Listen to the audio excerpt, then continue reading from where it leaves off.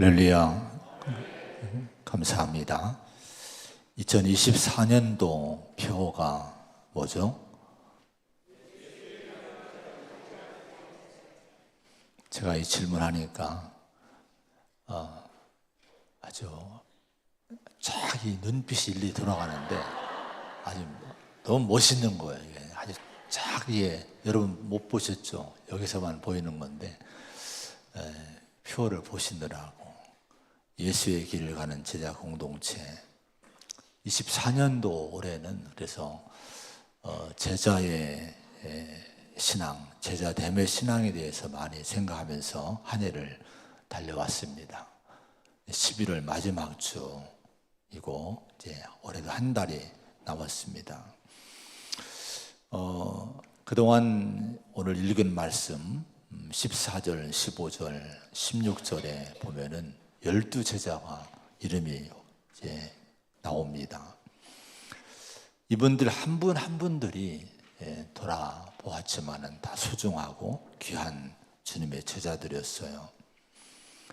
이분들의 신앙을 우리가 배우고 이 시대의 제자로, 이 시대의 주님의 그 사도된 이 사도됨을 계승한 교회가 이런 제자의 신앙을 갖고 교회가 이제 앞으로 달려가야 될 줄로 믿습니다. 이 12제자 중에서 이제 남은 제자가 3분입니다. 9분을 했고 3분이 남았는데 이 3분은 여기 15절, 16절에 보면은 알페오의 아들 야고보, 셀롯이라는 시몬, 또 야고보의 아들 유다라는 3분이 이제 남았는데 오늘 이 3분을 같이 함께 이제 생각을 해보려고 합니다. 오늘 설교의 제목이 작은 자의 자리를 기뻐하는 제자들입니다. 이 3분은 특별히 작은 자들, 작은 제자들이라고 이렇게 구별할 수가 있는 분들입니다. 마태복음이나 마가복음에 보면은 이 12제자, 예수님이 12제자를 세우셨는데 12제자 이름들이 전부 기록이 되어 있어요.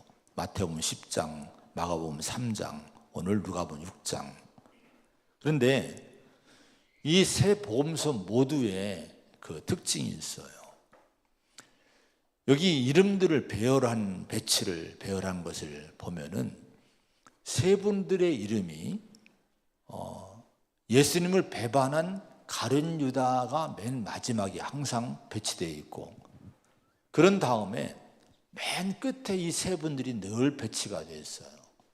한 번도 이들의 이름이 다른 사도들 앞에 거론된 적이 없어요.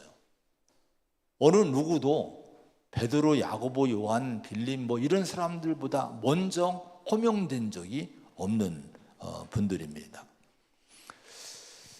하늘나라에서 이런 장면들을 볼 때 한번 생각해 보시기 바랍니다. 2000년 기독교 역사에 성경이 읽어질 때마다 12제자가 기록 거론될 때마다 항상 이분들은 뒤처지는 거예요. 항상 이분들의 이름은 이제 먼저 호명되지 않는 거예요.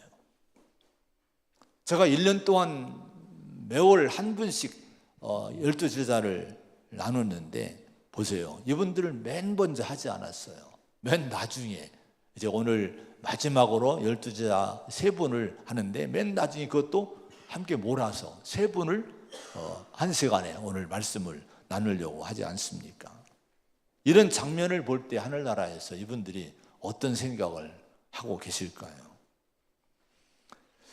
알페오의 아들 야고보, 셀롯인 시몬, 야고보의 아들 유다, 이분들에 대한 행적은요 성경에서 찾아보기가 힘듭니다. 12제자를 연구한 도서들이 많지는 않지만 그래도 여러 권 돼요. 그래서 올해 제가 12제자에 대한 말씀을 나누기 위해서 그래도 이제 여러 권의 도서를 이제 수집을 하고 참고를 하고 이렇게 보아왔습니다. 근데 모든 책의 저자들 얘기가 다른 분들은 연구하고 말씀을 나누기가 좋은데 이 세 분, 알페오의 아들 야고보, 셀로신 시몬, 야고보의 아들 유다, 이들은 너무 연구하기 힘들다는 거예요. 왜 그런지 아십니까? 이분들의 행적이 기록이 없는 거예요. 성경에는 이분들에 대한 얘기가 기록이 나와 있지 않아요. 그만큼 이분들의 행적이 주목받지를 못했고 이분들의 사역이 높임받지를 못한 거예요. 철저히 감춰지고 잊혀진 분들이 이 세 분들입니다. 하늘나라에서 이런 사실을 볼 때마다 또 그들은 어떤 생각을 하고 있을까? 이분들이 여러분 그렇다고 해서 다른 제자들보다 활동을 안 하고 도망가고 이런 분들이 아닙니다. 이따 나오겠지만은 다 이분들이 순교자인 거예요. 다 열방으로 흩어져서 복음을 열심히 전했던 분들인 거예요. 자, 그러면 원망이 불평이 되지 않겠습니까? 왜 우리 이름을 뒤에 거론하느냐? 아니 왜 우리의 행적은 성경에 기록해 놓지 않았느냐? 우리를 왜 철저히 감춰놓고 있느냐? 하나님을 원망할 수도 있고 예수님 원망할 수도 있고 또 제자들끼리 서로 시기하고 질투하고 다투며 여러분 살고 있지 않을까? 근데 여러분 계시록 4장에 보면요 하늘나라의 장면을 하나님이 사도 요한에게 열어주신 장면이 나와요. 그 하늘나라의 모습은 참 영광스럽습니다. 하늘의 보좌가 펼쳐져요. 그리고 천사들이 거룩하다 거룩하다 밤낮 쉬지 않고 하나님을 찬양합니다.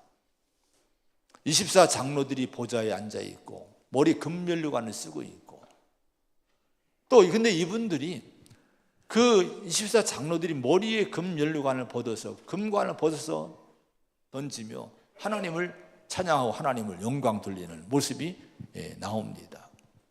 이게 천국의 모습인 거예요. 천국의 삶은요 어떤 삶인고 하니 하나님께만 영광과 존귀를 돌리는 삶이 천국의 삶입니다. 천국의 삶은 일상에서 우리들이 그렇게 목매고 그렇게 중요하게 여기는 자신의 명예, 자신의 영광을 조금 더 마음에 붙들고 살지를 않는 것이 하나님의 나라입니다. 왜 그럴까요?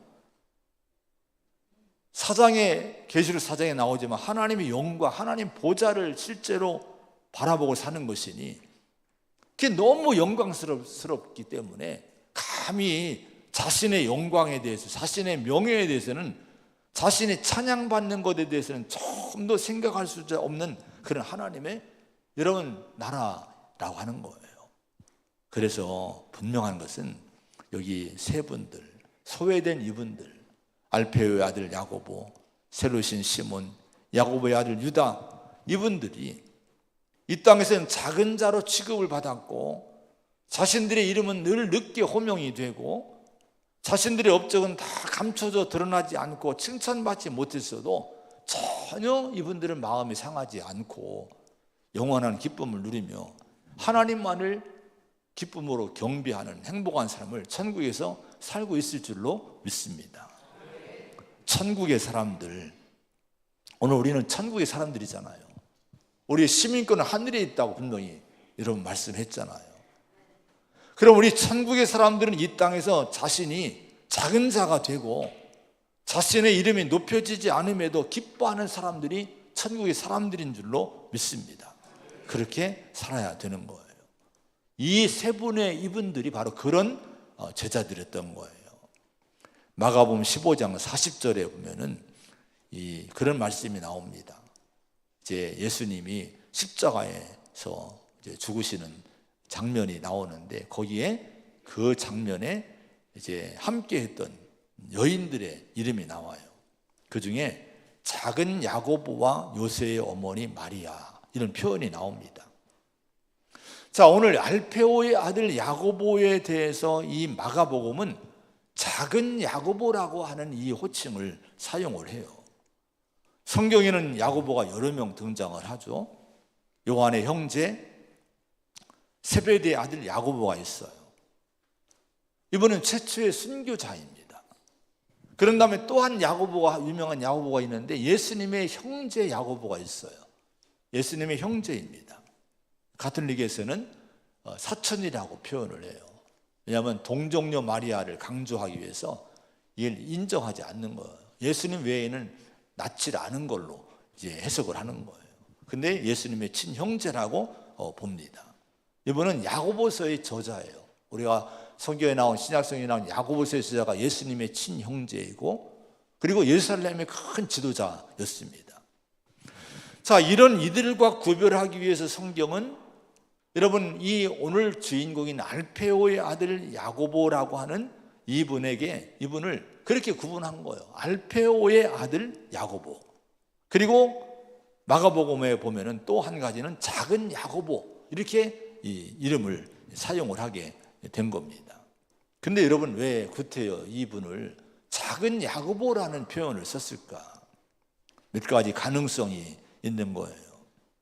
먼저 지금 얘기한 대로 혼돈을 피하기 위해서, 구분하기 위해서 작은 야고보라고 썼을 수 있습니다. 근데 하필 알페오의 아들 야고보라는 이름만 써도 세베대의 아들 야고보와 구분이 될 터인데 마가는 작은 야고보라는 표현을 여러분 썼을까? 학자들은요, 키가 작았을 것이라고 추정을 해요. 다른 야고보보다도 키가 작았을 것이다, 아니면 나이가 어렸을 것이다, 그래서 작은 야고보라고 불렀을 것이라고 추측을 합니다. 아니면 영향력이 좀 작은 사람이었을 것이다, 이렇게 추정을 하기도 합니다. 그런데 좀 전에 얘기한 대로 12 제자들에 대한 성경 외의 전승을 보면요, 거의 모두가 다 열방으로 흩어져서 전도하다가 여러분 순교한 것으로 다 기록이 되어 있습니다. 물론 이 알페오의 아들 작은 야고보도 순교자가 되었다고 여러분 전승이 되고 있어요. 역사가들의 얘기에 의하면 이분은 시리아에 가서 전도했고, 그래서 시리아 교회가 작은 야고보에 의해서 세워졌다고 합니다. 다시 예루살렘으로 돌아왔는데 유대인들에 의해서 돌에 맞아 죽임을 당하게 되는데, 돌에 맞아도 안 죽는 거예요. 그냥 톱으로 켜서 죽였다는 거예요. 그만큼 이 야고보는요, 아주 이 순교자인 거예요. 복음을 위해 목숨을 바친 사람인 거예요. 자, 여러분, 셀롯인 시몬, 또 한 사람, 오늘 3명 중에서 작은 제자들 중에 셀롯인 시몬이 나옵니다. 이분도 소아시아, 북아프리카, 또 전승에 하면 영국에 처음 복음을 전한 사람, 페르시아에 복음을 전한 사람, 그러다가 이분도 폭도들에게 톱으로 이제 켜서 죽임 당했다, 이렇게 전승이 내려져 오고 있어요. 그런 다음에 야고보의 아들 유다가 나옵니다. 이분도 나중에 순교자가 돼요. 아르메니아 지역, 이 조지아 아르메니아 지역에 이 야고보의 아들 유다가 복음을 전해서 로마보다도 먼저 기독교화를 이룬 일이 있게 됩니다. 그 조지아 지역, 아르메니아 지역 가면 기독교 유적지가 대단해요. 여기에 이 야고보의 아들 유다가 복음을 전한 거예요. 자, 이렇게 3명의 제자들은 결코 사역과 헌신에는 작은 자들이 아니었습니다. 근데도 이들의 이름은 항상 맨 뒤에 기록되는 거예요. 그리고 많은 칭찬도 남기지 않는 삶을 살아간 걸 보게 됩니다. 여러분, 그러면 이 3분의 작은 제자들이 오늘 우리에게 주시는 은혜가 뭘까요? 우리에게 주신 교훈이 여러분 어떤 교훈일까요? 이건 이런 거예요. 이름 없이 작은 자의 자리에서도 겸손하게 끝까지 주의 일에 충성할 수 있느냐, 이걸 우리에게 물어보시고 도전하는 거예요. 디모데후서 3장에 보면은 말세에 고통하는 때가 이른다고 말씀을 합니다. 말세의 현상을 말씀해요. 그 말세의 현상 가운데 자기를 사랑하고 돈을 사랑하고 그중에 자랑하며 교만하며 부모를 거역하고 감사하지 않고, 이런 말씀이 나와요. 경건의 모양은 있으나 경건의 능력은 부인한다, 없다, 이렇게 얘기 나옵니다. 거기 자랑하며 교만하며라는 대목이 나옵니다. 이게 말세의 현상이란 거예요. 성도들에게 이 자랑과 교만이 자꾸 나온다는 거예요. 여러분, 신앙의 경건의 모양은 있어요. 근데 능력은 없는 거예요. 신앙이 능력으로 작동이 되지 않으니까 경건의 힘이 내 삶으로 작동되지 않으니까 뭐가 나와요? 자꾸 돈을 사랑하고 자기 사랑하고 자랑하고 교만하고 비방하고 감사하지 않고 거룩하지 않고 이런 것이 나온다고 하는 거예요. 여러분, 그래서 세상 사람들에게 뒤질세라. 우리 성도들조차도 세상에 나가면 자기 명예를 위해서, 자기 영광 위해서 이제 자기를 위해서 살고 이렇게 달려가고 있다고 하는 겁니다.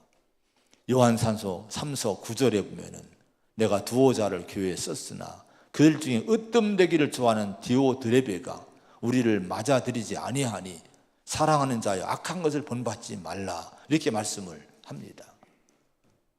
이 악을 행하는 자는 하나님을 배웁지 못하였느니라, 이렇게까지 말씀을 해요. 여러분, 이 초대교회에 으뜸되기를 좋아하는 디오드레베라는 인물이 있었다는 거예요. 그 교회가 힘들었다는 거예요. 그 요한이 이분의 이름을 거론하면서 악한 것이다, 하나님을 뵙지 못했다, 이렇게까지 얘기를 합니다. 오늘 여러분, 이런 모습들이 여러분 많이 있지 않습니까? 우리가 이런 성도가 되지 않으려면 어떻게 됩니까? 믿음의 주신 우리 주 예수님을 바라봐야 돼요. 예수님을 늘 날마다 우리 바라볼 때에, 예수님 바라볼 때 내 자신을 진단하게 됩니다.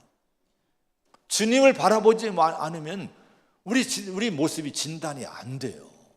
거울을 봐야 나를 볼 수 있듯이 예수님을 바라볼 때 내 영혼을 볼 수 있고 내 영혼을 참되게 가꿀 수가 있게 되는 거예요. 예수님을 바라보시기를 바랍니다. 빌립보 2장에 보면은 이런 말씀이 나와요. 그리스도 안에서 무슨 권면이나 무슨 사랑의 무슨 위로가 있고 성령의 교제가 있거든, 이런 말씀이 나와요. 이게 우리 성도의 삶이지 않습니까? 예수 안에서 권면받고 성령의 교제를 가운데 살아가는 믿음의 성도이지 않습니까? 그러면 이렇게 살라는 거예요.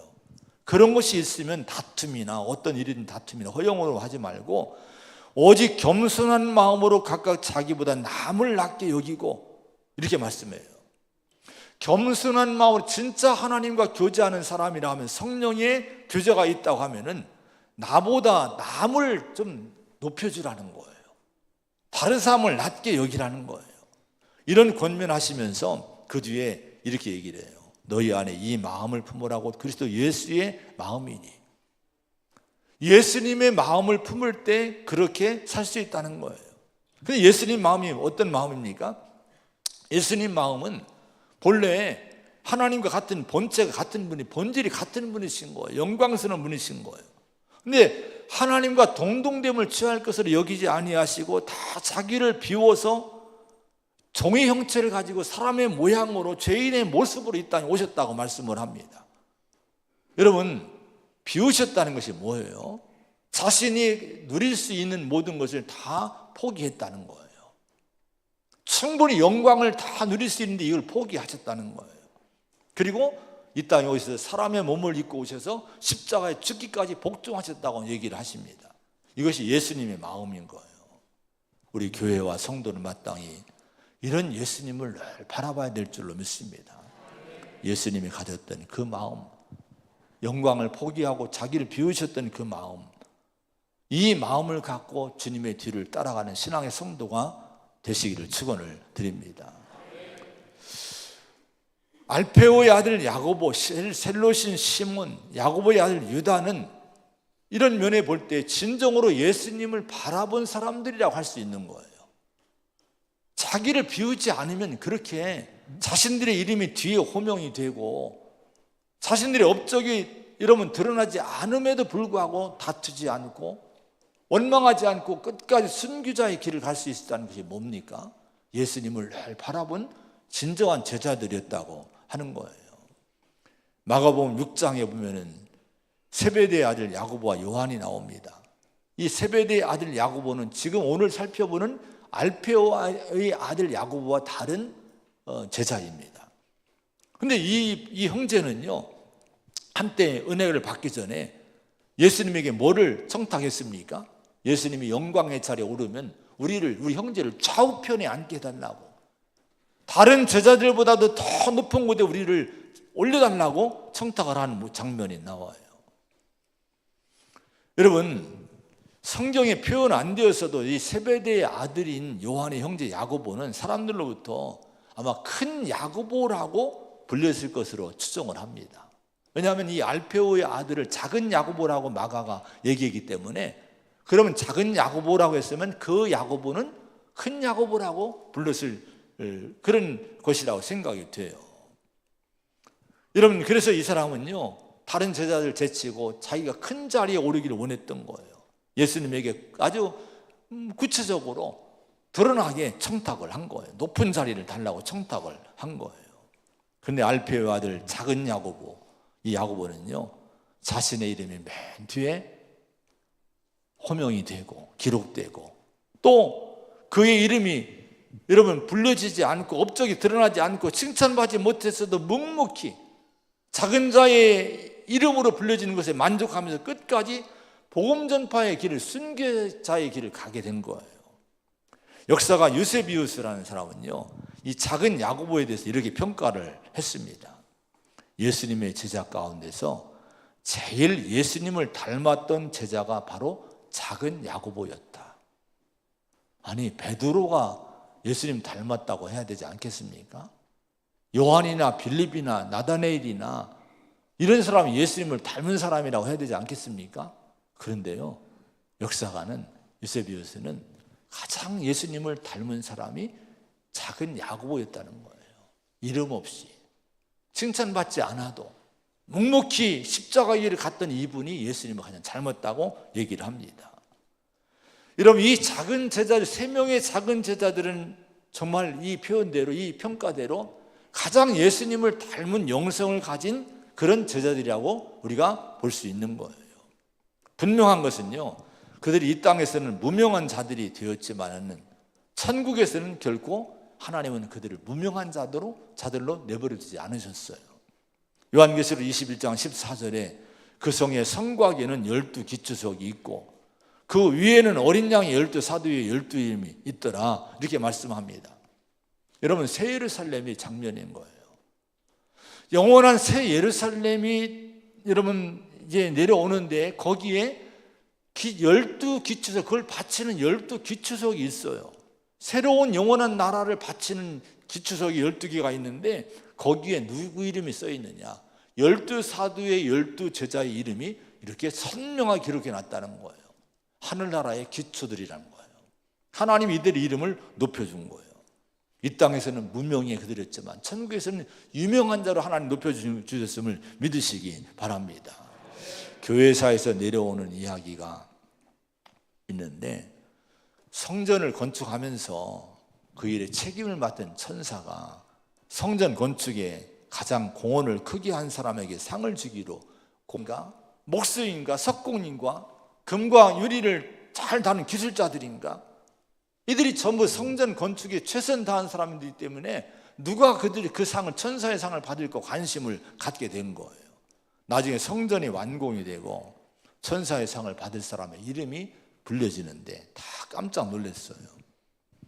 그 상의 주인으로 호명된 사람은 감독도 아니고 설계자도 아니고 석공 목수도 아니었대요. 가난한 시골에 늙은 한 여인의 이름이 불려지더라는 거예요. 다 의아했어요. 아니, 왜 저 사람이, 저 여인이 왜 이름이 불려질까? 근데 그 이유는 그거였대요.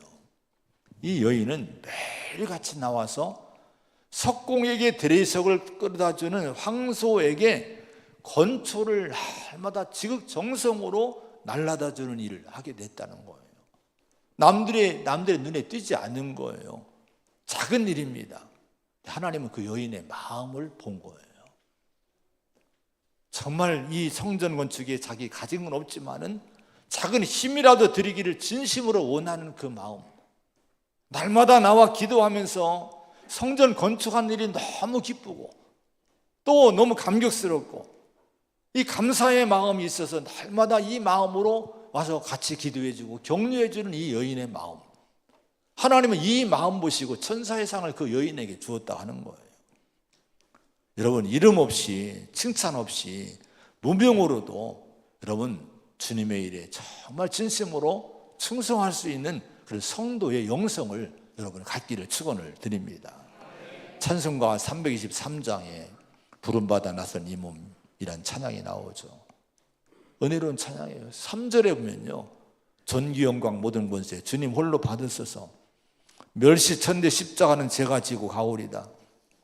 이름 없이 빛도 없이 감사하며 섬기리다. 이름 없이 빛도 없이 감사하며 섬기리다.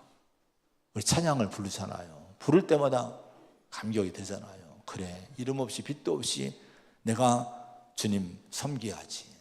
그런데 정말 찬송으로만이 아니라 정말 우리 삶이, 우리의 신앙이 정말 그렇게 되기를 바랍니다. 우리 이름이 드러나지 않아도, 우리가 칭찬받지 않아도 그렇게 여러분 새 제자들, 작은 제자들이 예수님이 그렇게 사셨듯이 우리도 그렇게 우리가 살아갈 수 있는, 그렇게 주님을 섬길 수 있는 이 영성, 우리 기독교의 이것이 정말 귀한 영성이 지켜져야 돼요. 우리 성도와 교회가 이런 영성을 붙들어야 될 줄로 믿습니다. 한기채 교수라는 교수가 예수가 선택한 12제자 이야기를 썼는데 이 분의 책을 내가 많이 참고를 했어요. 근데 이런 얘기가 있어요. 새벽 기도에 나갔는데 교회 앞에 못 보던 아름다운 화분들이 쭉 놓여 있더라는 거예요. 이름을 밝히지 않고 무명으로 헌신한 거예요. 너무 감격스러웠어요. 기도하면서 하나님, 이렇게 아름다운 화분들을, 꽃들을 이름도 안 밝히고 교회 현관에 잘 장식해 놓고 간 그 성도가 누군지 하나님 궁금하네요. 그랬더니 하나님이, 주님이 그렇게 말씀하시더랍니다. 내 종아, 네가 신경 쓸 거 없다. 내가 알면 됐다. 내가 알면 됐다. 이렇게 주님 말씀하시더래요. 이 말씀을 듣고 이분이 이런 고백을 했어요. 교회 안에서 행한 봉사와 헌신에 대해서 될 수 있으면 칭찬하거나 알려서 하나님의 주실 상을 가불하고 싶지는 않다. 자기가 목회하고 성도를 돌볼 때 그렇게 가불하고 싶지는 않다는 거예요.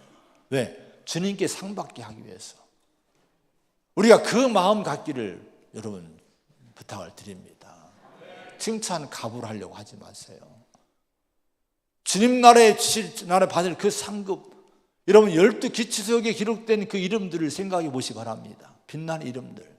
3명의 이 작은 제자들이 여러분 결국은 하나님 나라의 큰 상급을 받았잖아요. 근데 이 나라, 이 땅에서는 전혀 이름 없이 작은 자로서 만족하며 복음을 위해 헌신한 거예요. 이것이 가장 예수님을 닮은 영성의 모습인 줄로 믿습니다.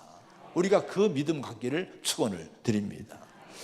자, 이 작은 제자들이 보여준 또 보석 같은 영성들이 몇 가지 있는데 한 가지씩 한 분씩 간략하게 살펴보고 오늘 말씀을 마치려고 해요. 지금 우리 살펴본 작은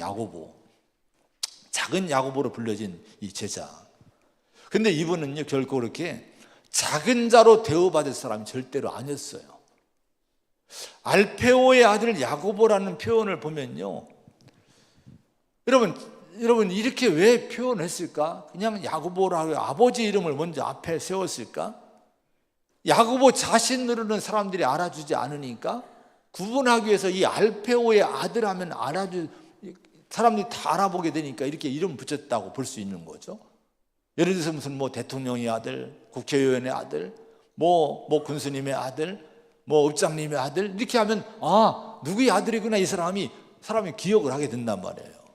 그러니까 그걸 볼 때 이 알페오라는 이 야고보의 아버지 알페오라는 사람도 이 당시에 그렇게 여러분 이 작은 자가 아니었다는 거예요. 뭔가 좀 유명한 인물이었을 것이라고 추정을 합니다. 이분의 어머니, 또 작은 야고보의 어머니는 마리아였어요. 이분은 초대교회에 적극적으로 예수님을 따라다니고 섬겼던 유명한 그런 여인입니다. 마가복음 15장에 보면은 예수님의 십자가 현장에 있었던 분이 이 마리아였던 거예요.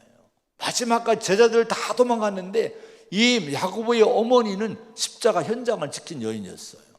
마가복음 16장의 1절에 보면은 야고보의 어머니 마리아가 예수님의 부활 현장에 있는 거예요. 예수님의 부활을 처음 목격한 여러 여인들 중에 한 사람이 누굽니까? 작은 야고보의 어머니 마리아였다 하는 거예요. 마가복음 2장 14절에 보면은 지나가시다가 알페오의 아들 레위가 이런 표현이 나와요.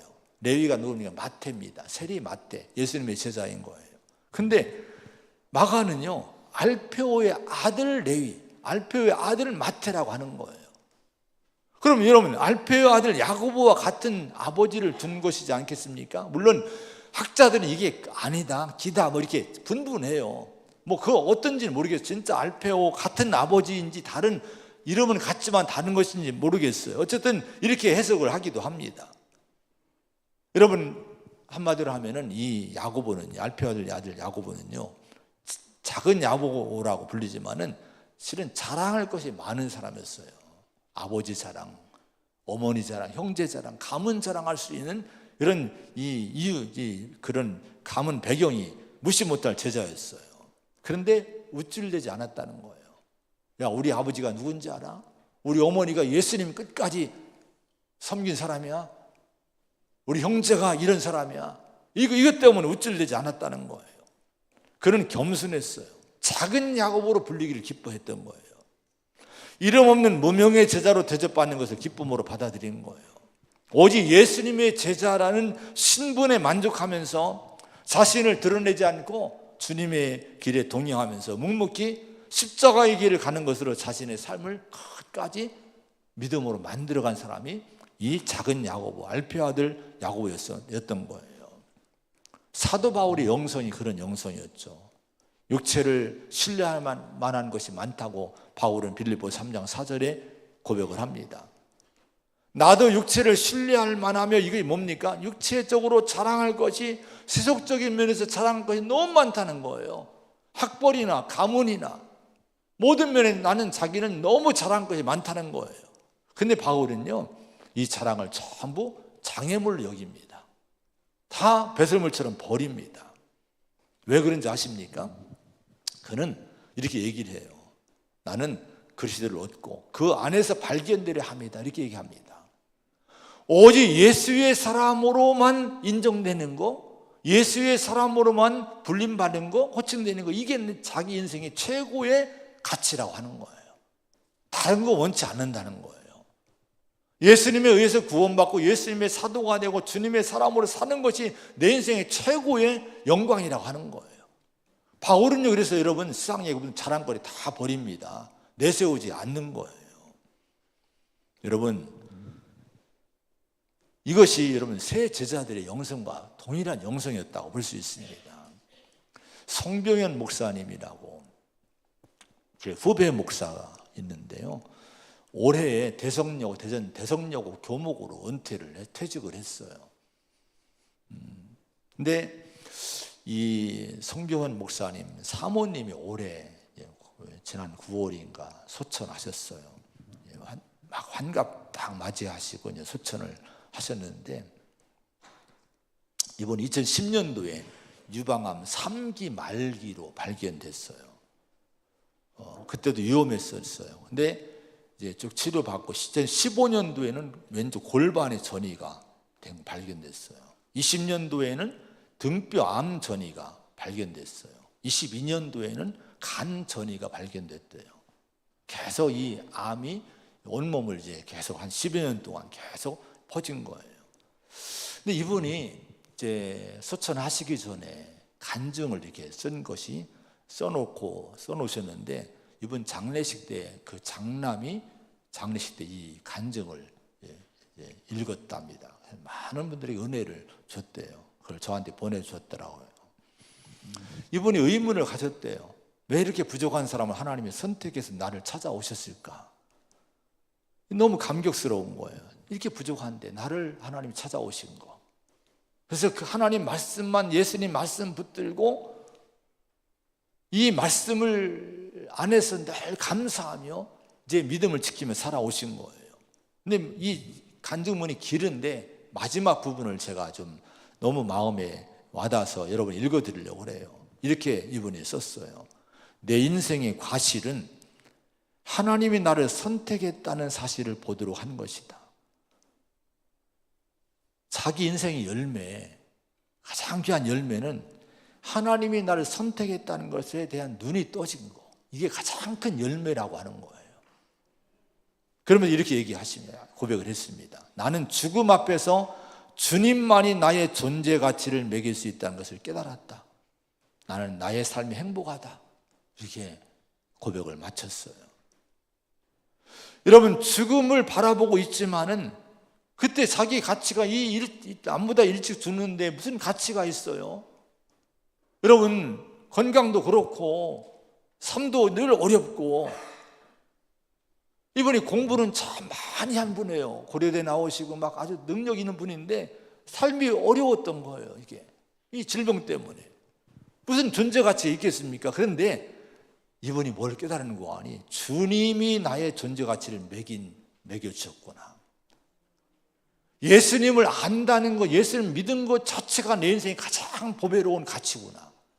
내 인생의 가치는 건강이나 물질이 아니라 하나님의 자녀라는 자체가 내 인생의 가치구나. 이걸 이분이 깨닫게 된 거예요. 이거 깨달으니까 자기는 행복하다는 거예요. 여러분, 우리가 이 믿음을 우리는 가져야 될 줄로 믿습니다. 셀롯인 시몬이 나옵니다. 15절의 말씀 한번 읽어보면 15절 시작. 알페오의 아들 야고보와 셀롯이라는 시몬과, 셀롯이라는 시몬이 나와요. 작은 제자 중에 한 분입니다. 셀롯은 열심당이라는 뜻입니다. 이분도 이름 없이 여기만 이름이 나와요. 다른 데 이름이 나오지 않아요. 행적도 아무 행적도 없어요.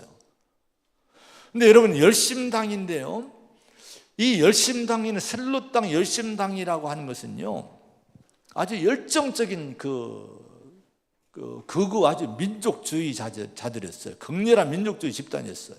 로마로부터 독립하기 위해서 무장하고 이제 암살하고 전쟁하고 테러하고, 이런 사람들이 로마인들을 죽이고 또 로마에 부역하는 그 반역자들을 죽이는 일들을 하는 것이 열심당원들입니다. 근데 이분이 예수님의 제자가 된 거예요. 왜 예수님의 제자가 됐느냐? 예수님을 해방자로 본 거예요. 메시아로, 정치적인 메시아로 본 거예요. 저분이라면 로마로부터 우리를 독립시키겠다, 이런 믿음 갖고 예수님 따라다니다가 12제자 중에 한 명이 된 거예요. 근데 12제자 그룹에 들어가 보니까 그 안에 누가 있었습니까? 세리 마태가 있었던 거예요. 마태는 누굽니까? 세리 레위는 누굽니까? 로마와 협력했던, 로마의 이런 지시를 받았던, 한마디로 매국노였던 거예요. 세금 걷어다가 로마에 바치는 거예요. 이 당시의 가치로 하면요, 여러분, 열심당원인 여러분 이 셀롯인 시몬에 의하면, 시몬의 입장으로 보면 마태는요 암살 대상자입니다. 죽여야 될 대상자였던 거예요, 이 당시는 실제로요. 근데 어떻게 이들이 복음의 동역자가 됐습니까? 이들이 하나님 나라를 위한 동역자가 된 거예요. 아마 예수님이 그 모습을 보여주기 위해서 이들을 제자로 선택했다고 볼 수가 있습니다. 이런 사람들도 예수 안에서, 하나님 안에서 하나가 돼서 하늘나라 건설에 쓰임받을 수 있다, 이걸 보여준 거예요. 이들에게 하신 교훈이 뭘까요? 늘 서로 사랑해라, 너희도 서로 사랑하라, 계속 주님은 말씀하신 거예요. 이 마태와 시몬은요, 예수님이 그 교훈을 어떤 사상이나 신념보다도 우선순위에 놓고 살기를 결단을 한 사람들입니다. 그래서 예수님 안에서 자신들의 사상, 이념, 신념 다 내려놓고 복음 안에 사랑하는, 손잡고 같이 십자가 지고 순교자의 길을 갔던 제자들이 된 거예요. 여러분, 교회에 와서 서로 이념 때문에 싸우지 마세요.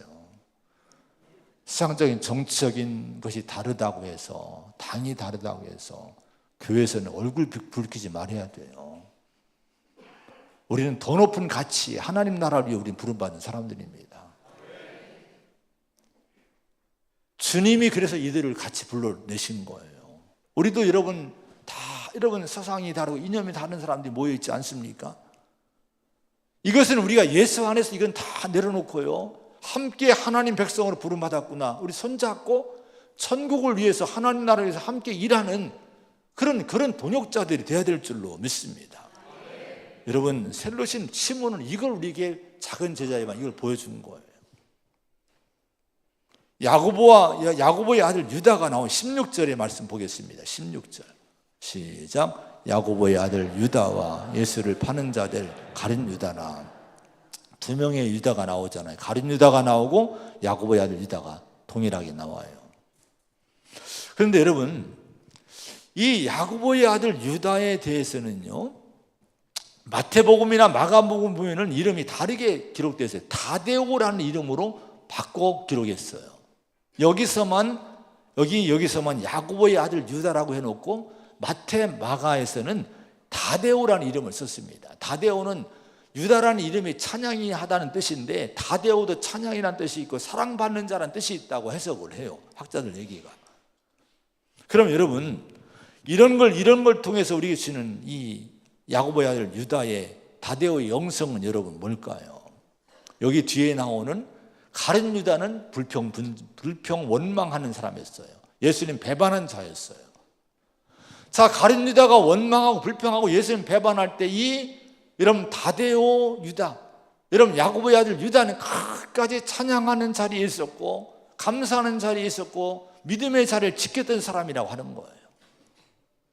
그래서 여러분, 다데오는 사랑받는 자라는 뜻이 있다고 하지 않았습니까? 그래서 초대교회에서든지 아니면 이웃이든지 제자 공동체든지 아니면 예수님이든지 누구든지 그래서 이 별명을 지어준 거예요. 다데오, 사랑받는 자, 정말 귀한 사랑받는 자라고 이름을 붙여준 거예요. 오늘 사랑받는 자가 되기를 축원합니다. 남들이 원망할 때 찬양하고 감사하는 거예요. 남들이 잘못된 길을 갈 때 우리는 끝까지 옳고된 길을 가면서 예수님 곁에 있으면서 찬양하며 살아가는 성도가 되면 하나님이 우리를 사랑하는 자라고 불러주지 않겠습니까? 우리 교회가 사랑받는 자 다데오의 공동체가 되기를 바랍니다. 여러분 자신이 그런 믿음의 성도가 되시기를 축원을 드립니다. 할렐루야. 기도하겠습니다.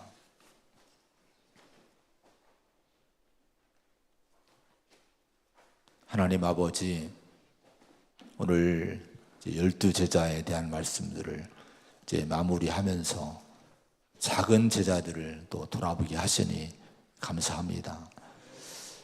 이 시대에 우리 교회와 성도가 정말 예수의 제자의 길을 가는 그런 우리가 되어야 될 줄로 믿습니다. 주님, 특별히 이름 없이 빛도 없이 칭찬이 없어도 영광이 없어도 묵묵히 십자가의 길을 갈 수 있는 이 작은 제자들처럼 우리가 살게 그런 영성을 주시기 원합니다. 이런 사람들이, 이런 성도들이 하늘나라를 빛나게 할 줄로 믿습니다. 주님 간구하고 원하옵기는 정말 예수님 한 분 때문에 내 생명이, 내 존재의 가치를 이제 인정하고 기뻐할 수 있는 우리가 되기 원합니다.